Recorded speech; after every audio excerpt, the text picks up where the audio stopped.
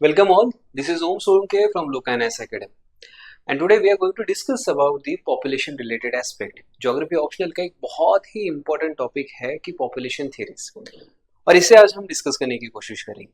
ठीक है, यहाँ पर मल्टीपल थ्योरीज आई है कि जैसे माल्थस की एक थ्योरी है, डेमोग्राफिक ट्रांजिशन थ्योरी है, मार्क्स की अपनी एक थ्योरी है, अपनी फिलोसफी वाली थ्योरी उन्होंने जो दी थी, सोशल एस्पेक्ट पर, कैपिटलिज्म पर उनकी एक थ्योरी आई थी. Apart from that, before starting to that theories, we have to discuss why population is important. Recently, India दुनिया की सबसे ज़्यादा populous country बन गई है. हमने चाइना को पास कर दिया. We became the most populous country of the world. So why population is important for us, or the aspects of the population is important for us? Let us first understand. देखो, किसी भी देश की जो policy होती है वो population के ऊपर डिटरमाइन होती है. हमें पता होना चाहिए कि हमारी एल्डरली पॉपुलेशन कितनी है, हमारी वर्किंग पॉपुलेशन कितनी है और हमारी चाइल्ड पॉपुलेशन कितनी है. अकॉर्डिंगली हम अपनी पॉलिसीज डिटरमाइन करते हैं कि हेल्थ पर ज़्यादा पैसा खर्चा करना है, बजटरी अलॉटमेंट ज़्यादा करना है, या फिर चाइल्ड केयर पर ज़्यादा करना है, या फिर वुमेन एम्पावरमेंट पर ज़्यादा करना है, या फिर एल्डरली या फिर जेरियाट्रिक केयर जिसको हम कहते हैं सिल्वर इकोनॉमी, उसके ऊपर अगर हमें ज़्यादा पैसे खर्चे करने हैं. To analyze that, we have to study the population or demographics. Population को ही हम कहते हैं demographic. ठीक है. Now, अगर हमें पॉलिसी मेकिंग करनी है तो हमें पहले पॉलिसी अंडरस्टैंड करनी पड़ेगी, और पॉलिसी अंडरस्टैंड करने से पहले हमें पॉपुलेशन अंडरस्टैंड करनी पड़ेगी. I cannot implement the same policy for the Orissa and same policy for the Manipur. The same policy cannot be implemented for the other regions. हर जगह में पॉपुलेशन का कंपोजिशन अलग है, उस कंपोजिशन के हिसाब से पॉलिसी चेंज होते हैं. That is why state governments या फिर आपके नेशनल गवर्नमेंट सेंटर सेंसस लेते हैं. सेंसस लेने के बाद उसको स्टडी करते हैं, और स्टडी करने के बाद अपने अपने जो पॉलिसीज है वो चेंज करते हैं. So by that way population becomes one of the most important part of our policy making and study analysis. Now why it is important for UPSC. UPSC में इसके ऊपर बहुत बार जीएस में भी क्वेश्चन पूछे हैं, ऑप्शनल में भी पूछे हैं, इकोनॉमी में भी पूछे जाते हैं questions. In some aspect it is the questions are coming from the society, social issues, इसके ऊपर भी क्वेश्चंस आ रहे हैं. तो मेजरली पॉपुलेशन के ऊपर फोकस क्यों है? देखो, India is in a we can say in a junctional phase. पहली चीज तो क्या है, इंडिया में अभी फिलहाल डेमोग्राफिक डिविडेंड था. अब डेमोग्राफिक डिविडेंड का मतलब क्या है कि वर्किंग पॉपुलेशन ज्यादा और dependent population come. That's a first scenario. ये इंडिया में चल रहा है करेंटली. सेकेंडरीली, यही जो डेमोग्राफिक डिविडेंड है वो धीरे धीरे धीरे धीरे जो आज की वर्किंग पॉपुलेशन है वो कल एल्डरली बन जाएगी, और जब कल वो एल्डरली बन जाती है तो एट सेम पॉइंट उसकी geriatric care, health care facilities वो अलग हो जाएगी. तो जो आज बेनिफिट हम एंजॉय कर रहे हैं वही benefit probably after 2-3-4 decades that could be a burden for a country like India. Taxes के ऊपर बर्डन हो सकता है, केयर के ऊपर बर्डन हो सकता है, ग्रोथ के ऊपर बर्डन हो सकता है. सो इन दैट कंडीशन, अगर हमें 40 साल आगे की पॉलिसी बनानी है, विजन बनाना है, 2047 के बारे में हमें देखना है, तो before that we have to make policy right now, we have to think right now. जो अभी चल रहा है कि जैसे यूथ में अनएम्प्लॉयमेंट, तो ये क्यों है? क्या हमारी पॉलिसीज फ्लॉज थी, या फिर हमारा इम्प्लीमेंटेशन फ्लॉ है, या फिर हमने गलत एनालिसिस किया, या फिर attributes of the population are different. So in that manner study of demographics, study of population become one of the most important aspect. True. So for that we have to study the different theories. दुनिया भर में अलग अलग तरीके के analysis, studies, ideas, core ideas, philosophies float किए थे, और उस आइडिया से हमें कुछ थ्योरीज मिली. So we'll study one by one. Let us first study the Malthus theory. तो Malthus basically ने Malthusian मॉडल दिया था 1798 में. Okay, was a economist. पहले ऐसे कोई फील्ड हुआ नहीं करते थे, डिसिप्लिन नहीं हुआ करती थी कि ये आर्ट्स है, ये कॉमर्स है, ये साइंस है. तो माल्थस ने अपनी एक थ्योरी दी थी.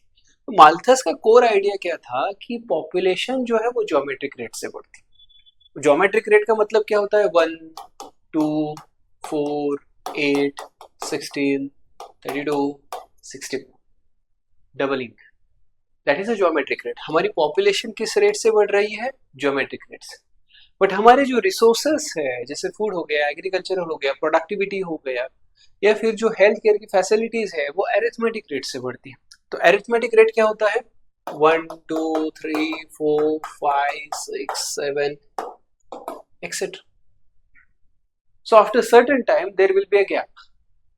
There will be a gap in the services, there will be a gap in the resources, और वही जो गैप है, वही गैप धीरे धीरे धीरे धीरे एम्पलीफाई होता जाए, और इसी एम्पलीफिकेशन की वजह से आगे कुछ प्रॉब्लम्स आ सकते हैं। सो माल्थीज इसको कहते हैं कि nature will have its own course, ठीक है। We have to have some measures, कि प्रिवेंटिव मेजर्स हमारे पास होने चाहिए, प्रिकॉशनरी मैकेनिज्म्स हमारे पास होने चाहिए। तो ये ऐसे जो चेक्स है, मैकेनिज्म्स है, माल्थस ने अपनी थ्योरी में दिए थे। That was the first theory that is dedicated to the population and population related understanding. So उनकी जो थ्योरी थी, वो थ्योरी माल्थेशियन थ्योरी के नाम से जानी जाती।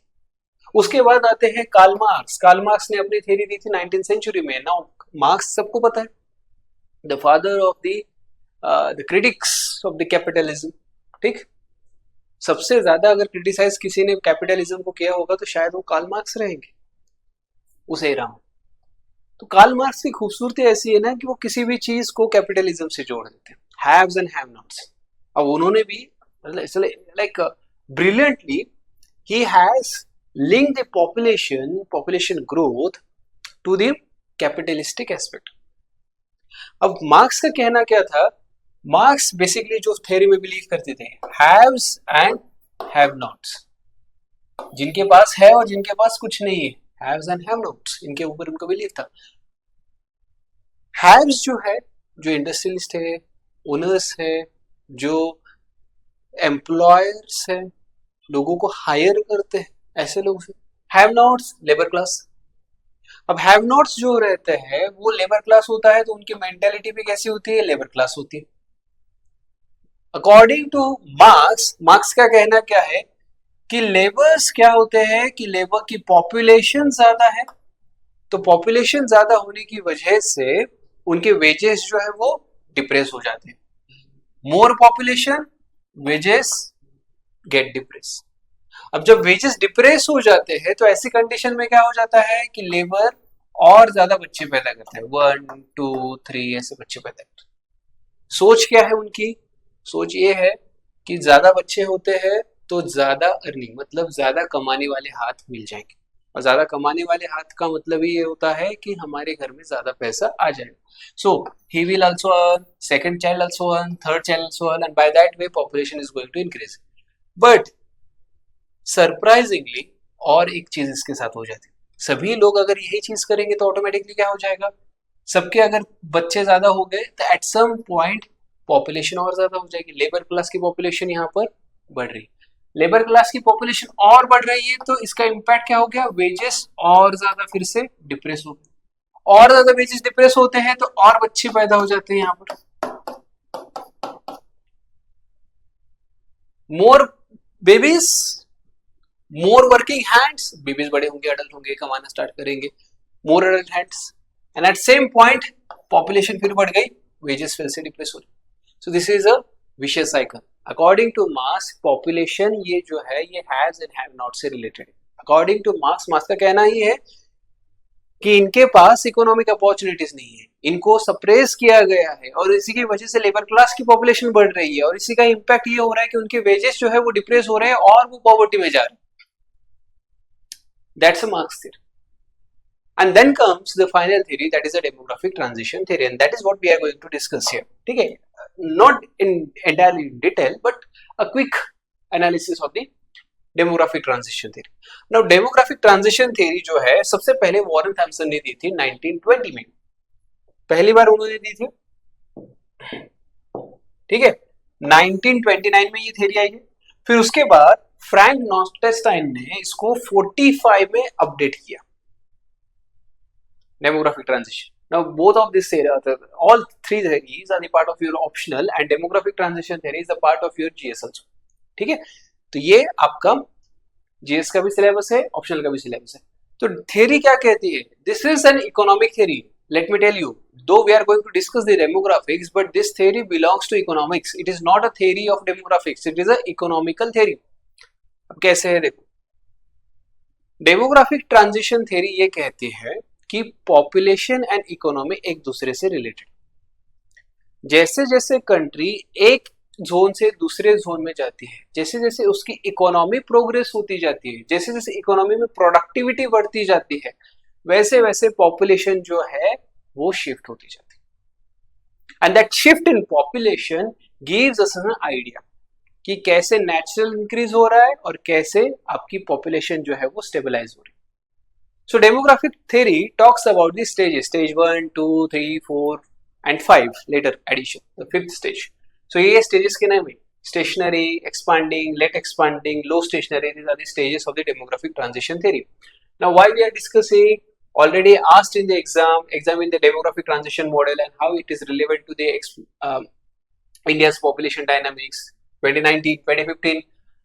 Demographic is a sweet spot, explain the context in the demographic dividend. Dividend क्या होता है इस कंटेक्स्ट में पूछा गया। Global population 8 billion people, how the implications on the developing country, उसके इम्प्लीकेशंस यहाँ पर दिए हैं। तो प्रीवियसली आस्क्ड क्वेश्चन है, बहुत बार पूछा गया, कभी सीधे पूछते हैं, कभी टेढ़ा पूछा जाता है, कभी सोसाइटी में पूछेंगे, कभी इकोनॉमी में पूछेंगे, हर जगह पर अलग अलग तरीके से इसको पूछा गया। Now without theory let us understand this theory. Okay, sorry, without words क्या कहते हैं उसको, ज्यादा डेटा से हम एक फिगर से ही इसको समझने की कोशिश करते हैं। You are having this particular figure, as I said कि डेमोग्राफिक ट्रांजिशन थ्योरी ये स्टेज वाइज है, स्टेज 1, 2, 3, 4, 5, देयर आर 5 स्टेजेस। ठीक, now this red line determines your birth rate. Birth rate मतलब क्या है कि number of babies are getting born per 1000 population. This is your birth rate. This green line is your death rate. Red for birth, green for death. This dotted line, the dotted green line represents the natural increase of population. मतलब total population कैसे increase हो रही है। Natural increase का मतलब क्या है कि कितने बच्चे पैदा हो रहे हैं और कितने लोगों की डेथ हो रही है at same point. तो जो भी हमें डेटा मिलेगा तो वो हो जाता है हमारा नेचुरल इंक्रीज। ठीक है, so what happens in stage 1? Stage 1 in demographic transition, so this stage is particularly of a primitive agricultural level. Primitive agriculture का मतलब क्या है, कोई भी एडवांस लेवल का एग्रीकल्चर नहीं है यहाँ पर, किसी भी तरीके की नई प्रैक्टिसेस नहीं है, नो ग्रीन रिवॉल्यूशन। ऐसी पॉपुलेशन की जो टेक्नोलॉजी से अवेयर नहीं है वो उसी जगह पर रहे। अब जब कोई ऐसी पॉपुलेशन है या फिर कोई ऐसा बैंड है कि जो इस पर्टिकुलर लेवल पर रह रहा है, तो ऐसी जगह पर क्या होगा कि आपका बर्थ रेट तो हाई रहेगा, मतलब ज्यादा बेबीज बोर्न हो रहे हैं, but at same point death rate भी ज्यादा रहेगा, because of famines, because of some diseases, because of some infection, because of some the adventurous activity, hunting और something related to that. So population यहाँ पर क्या होती है, in stage 1 population is stabilize. Stabilize का मतलब क्या है कि though my birth rate is high but my death rate is also high, so natural increase मेरा बहुत कम होगा। सो इसी की वजह से मेरी पॉपुलेशन की जो ट्रैजेक्टरी है या फिर बेस है टोटल पॉपुलेशन वाला, वो बहुत कम है। Stage 1 clear. नाउ जैसे जैसे इकोनॉमी प्रोग्रेस करती हुई जाती है, तो सबसे पहले हमारे पास, मतलब not in all context but health facilities improve होनी स्टार्ट हो जाती है। हेल्थ फैसिलिटीज में क्या है कि सैनिटेशन, ठीक, उसके साथ साथ ड्रिंकिंग वाटर, उसके साथ साथ बेसिक एम्यूनिटीज की जैसे कि अगर आपको फर्स्ट एड या फिर ऐसा कुछ हो गया, हाथ फ्रैक्चर हो गया या फिर कुछ हो गया, so you are having some और other type of health infrastructure. तो बाय दैट वे धीरे धीरे जो ये डेथ हो रही थी, ये डेथ क्या हो जाती है, स्लो डाउन होना स्टार्ट करती। सो आफ्टर सर्टेन टाइम जैसे जैसे इकोनॉमी प्रोग्रेस कर रही है, आपका जो डेथ रेट है वो कम हो रहा है। क्यों डेथ रेट कम हो रहा है, क्योंकि हेल्थ इंफ्रा अच्छा। अब जब डेथ रेट कम हो रहा है तो यहां पर आपका जो बर्थ रेट है, birth rate remain high. Why is that? देखो हमारा ना एक ह्यूमन नेचर है कि हम हमेशा से रिजर्व करके रखते हैं, सरप्लस बना के रखते हैं कि एक ऐसी जनरेशन की जिसने हमेशा देखा है कि 5 बच्चे अगर पैदा होते हैं तो 5 बच्चों में से 2 बच्चों की डेथ हो जाती है, तो उन्हें पता है कि 5 में से 2 जाएंगे तो 3 बचेंगे एटलीस्ट मेरे पास। बट नाउ व्हाट हैपन्स कि आपके बर्थ रेट में 5 बच्चे पैदा आज भी हो रहे हैं, बट डेथ सिर्फ एक की हो रही। उस कंडीशन में क्या होगा कि स्लोली आपका जो बेस है, पॉपुलेशन का बेस, वो इंक्रीज होना स्टार्ट हो जाएगा। सो एक टेंडेंसी रहती है कि जो डिले होता है, बर्थ रेट जो है वो डिले से नीचे आना स्टार्ट हो जाता है। सो ऐसी कंडीशन में क्या हो रहा है कि आपकी पॉपुलेशन धीरे धीरे धीरे धीरे अपवर्ड ट्रैजेक्टरी में जाना स्टार्ट करती है। So this is the total population base is slowly increasing. Why? Death rate going down, birth rate constant, इन दोनों में गैप है, तो वो गैप कहां दिखेगा हमें? यहां पर दिखेगा, पॉपुलेशन इज इंक्रीजिंग। ठीक है। नाउ और डेवलपमेंट हो गई, हेल्थ फैसिलिटीज अच्छी हो गई, और एडवांस हेल्थ फैसिलिटीज हो गया, इंफ्रास्ट्रक्चर डेवलप हो गया, कम्युनिकेशन लाइंस डेवलप हो गई, इकोनॉमी ग्रो कर रही है, अर्बनाइजेशन हो रहा है।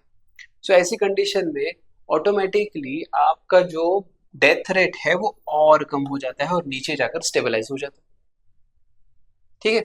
एक ऐसा टाइम आ जाएगा ना कि एक कांस्टेंट डेथ होगी, कि मतलब जो एजेड है, जिनकी डेथ होनी है तो वो होने वाली, but you are going to have an life expectancy of 70, 80, 90 years, like Japan में 90 ईयर्स।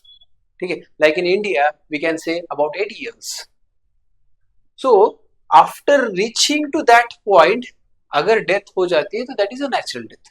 उसके बाद मतलब जिंदगी जी ले बेटा, 80 साल जी ले, उससे ज्यादा क्या चाहिए और। ठीक। तो ये क्या हो गया, फिर आपका डेथ रेट यहाँ पर स्टेबलाइज हो गया। बट अभी जो धीरे धीरे धीरे धीरे थर्ड स्टेज से आपका बर्थ रेट भी डिक्लाइन होना स्टार्ट करता है। क्यों डिक्लाइन होता है? देखो, आपके दादा दादी, नाना नानी, उनके जो भाई बहन थे, सगे भाई बहन, 5-6 भाई बहन होते थे। उनके जो बेटे थे, मतलब जो आपके मम्मी पापा है, उनके भी 4-5 भाई बहन है। आपको 2-4 काका, चाचा, काका जो बोलते हैं, या फिर बुआ वगैरह जो है, मासी वगैरह, बहुत लोग होंगे वहां पर। बट इन योर जनरेशन आपके कजिन्स जो है, आप और आपका एक भाई होगा, बहन होगी, या फिर आपका कोई कजिन वगैरह होगा, उनके भी देखो। सो धीरे धीरे धीरे धीरे जनरेशन बाय जनरेशन आपकी जो फैमिली की साइज भी है वो भी कम होती जा रही है। इसके पीछे के 2 रीजन है। जैसे जैसे इकोनॉमी ग्रो करती है तो इन्फ्लेशन भी ग्रो करता है। इन्फ्लेशन की वजह से कॉस्टेशन होता है, डेवलपमेंट हो रही है। ठीक है। I am not talking about development, I am not talking about progress, but when the progress is taking place, inflation is there. Inflation जब बढ़ता है तो कॉस्ट बढ़ता है, कॉस्ट बढ़ता है तो कॉस्ट ऑफ लिविंग भी बढ़ेगा, तो कॉस्ट ऑफ लिविंग बढ़ता है तो जैसे पहले के जमाने में आपकी नीड्स बहुत कम थी, अभी नीड्स एंड वांट्स ये सब कुछ मिला है तो बहुत ज्यादा हो गया। कि जैसे बच्चे के स्कूल का एजुकेशन, हेल्थ फैसिलिटीज, ये वो सब अगर पूरा एक साथ ला दो तो बहुत ज्यादा कंफ्यूजिंग, बहुत ज्यादा बजट के बाहर चले जाती चीज। क्यों? क्योंकि उस टाइम पर आप अफोर्ड नहीं कर पाते मोर चिल्ड्रंस। जो रिसोर्सेज, जो फैसिलिटीज आप प्रोवाइड कर रहे हो, वो फैसिलिटी शायद 1-2 बच्चे को प्रोवाइड कर सकते हो, तीसरा चौथा शायद शायद rare manageable. In most of the cases it is not manageable, and as a result of that people avoid having babies, and as a result because of economic progression birth rate भी नीचे नीचे आने लगता है, natural decline. But फिर भी यहां पर आपकी टोटल पॉपुलेशन जो है वो, I'll use a different color here, the total population is still increasing. And why is that? It is basically because of जो पहले का बेस तैयार हो चुका है, बहुत बड़ा जो पॉपुलेशन का बेस तैयार हुआ, वहां पर डिक्लाइन हुआ है, बट बेस इज बिलो, और वो बेस जो है वो कंपनसेट कर रहा है फिलहाल। Still the population is declining. At one point what will happen?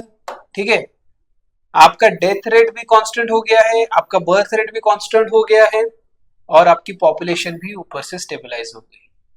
So demographic transition में स्टेज 4 में आपकी पॉपुलेशन स्टेबलाइज हो जाती है, स्टेज 4, स्टेज 5। स्टेज 1 में भी स्टेबिलिटी थी, स्टेज 4 में भी स्टेबिलिटी। स्टेज 1 में force stability, high birth, high death, stability. Stage 4 में लो बर्थ, लो डेथ, स्टेबिलिटी। और उसके बाद बहुत बार ऐसा हो सकता है कि कुछ ऐसी कंडीशंस हो सकती है जैसे स्टेज 5 में कि कुछ कंट्रीज है कि जिनकी पॉपुलेशन डिक्लाइन करनी, जैसे कि China, Sweden, Portugal, Greece, Japan, Korea, ये कंट्रीज है कि जहां पर ये पॉपुलेशन डिक्लाइन हो रही है।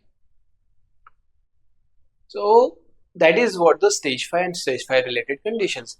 यही है आपका demographic population transition, stage wise transition theory model. Clear हो गया? कोई डाउट यहां पर? ठीक है।